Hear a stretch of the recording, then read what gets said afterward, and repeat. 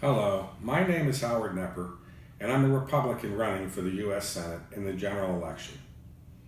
Almost a year ago, when I decided to run for the United States Senate, my goal was to make sure that I would be one of the people that would be at least a third choice for you, the voters of Florida, to be able to decide if you wanted a change from the senator that's serving in the office now.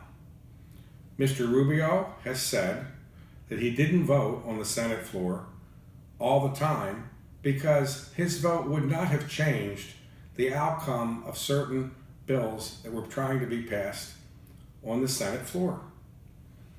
If all of you felt the same way as Mr. Rubio, that your vote wouldn't have made a difference, he may not have been voted in office. The vote is the most important thing we have. President Obama delivered a speech not too long ago, and he was right. People died for us in wars, for us to be able to vote. Many people have fought hard to have that right to vote. I strongly believe in the fact that voting is the most important thing we can do as Americans or anyone that's qualified to vote in any election.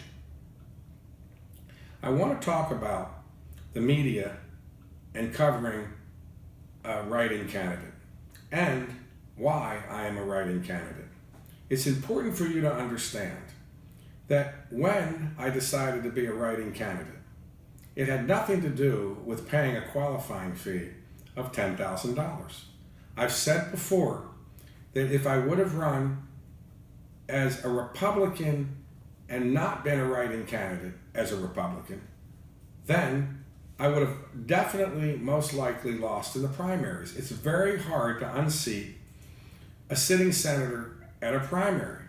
And usually to unseat a sitting senator, it's only about 15% of the time in a general election. So that's why I decided to be a write-in candidate. So I could make sure that I could get through the primaries and be able to have you, the voters, really hear from a candidate that's in the general election and get more down to the specifics of what I would do in the United States Senate.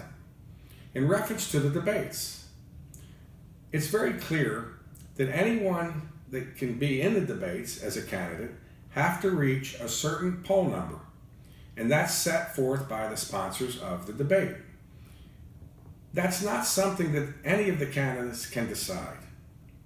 Now, I believe that no one, including myself, should attempt to file any lawsuit in any court to try to force their way in to a debate. All candidates need to earn the trust of the voters, and then the pollsters, and most of them are honest, will bring you up to that poll number, and then you can be in a debate. For many years, candidates have tried to file a lawsuit to force their way into a debate through the courts. I don't believe that's the right thing to do. Number one, it's not right. Number two, it probably won't work. And three, really, the only time that you should file suit as a candidate is if there's a constitutional violation that you believe has occurred. Otherwise, you again must earn the vote of the people, the trust of the people, and then if you hit that poll number, then you'll be in the debates. The media usually doesn't cover a write-in candidate. I can't force the media to cover me. But what I can tell you is that the Florida Supreme Court upheld the state courts again on February 16th of 2016. That a write-in candidate in a general election should be treated like any other ordinary candidate. But that doesn't mean that the media, the news media, is going to cover me. And if they don't, I won't be able to get up to the level to be able to be in the debates. What I can do is continue to run my television advertising throughout the state of Florida, which I intend on doing. That is a federal law that I can speak on television to you. And of course the infomercials, and I will continue to run my advertisements on television through Central Florida, Orlando, Tampa, St. Petersburg, Tallahassee, parts of the Panhandle, and up the coast towards Jacksonville and other areas as fast as I can. The most important thing is that democracy is at its best. It's truly unbelievable that we have such a great country. But just remember, your vote is the most powerful thing we have. It makes changes on who serves in office. And remember, it's up to you to look at all of the candidates. Especially, I want you to look at Senator Rubio's record, what he has done. Go to the internet, hear all sides of his stories. Go to the same thing and look at Patrick Murphy, the Democrat nominee, and do the same thing with me. Look at my info commercials, that there'll be approximately 5 added every week until November 8th. You must be careful. You must take your time, because there's an old saying, a moment of patience can save you a lifetime of devastation. So what I say is take your time, look at all of the candidates, and then think very carefully who you put back in Washington to fight for every single issue that's important.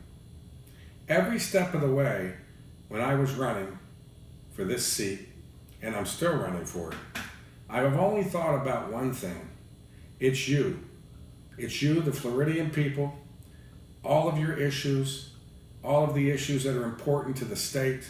There's not one time that I ever didn't think about you while I've been running for this office. This office is not my office, it's yours. I'm only filling the shoes of many men before me. And I want you to know that I'll always be thinking about you, whether I make it in office or not. But for sure, if I'm in Washington, there won't be 1 minute when I'm working every day and voting on the Senate floor every day that I won't be thinking about every issue for every single person in this state. God bless the state of Florida and all the voters of Florida. Thank you.